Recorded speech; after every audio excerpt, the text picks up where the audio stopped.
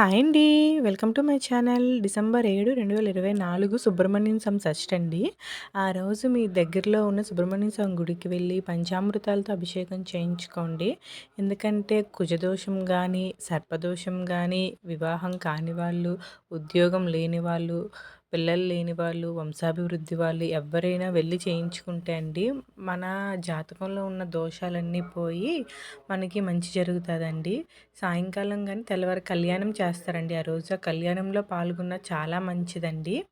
పాలు, పెరుగు, తేనె, పంచదార, నెయ్య, పంచామృతాలతో అండి, కొబ్బరి బొండము, గంధము, విభూది ఇవన్నీ తీసుకెళ్ళి అభిషేకం చేయించుకుంటే మన జాతకంలో ఉన్న దోషాలన్నీ పోతాయండి. ఎన్ని దోషాలున్నా అవి పోయి మంచిగా జరుగుతుందండి. వంశాభివృద్ధిని కూడా ప్రసాదిస్తాడు. ఒక్కసారి మీరు కూడా వెళ్ళి చూడండి. మీరు కూడా వెళ్ళి చేయించుకొని మంచిగా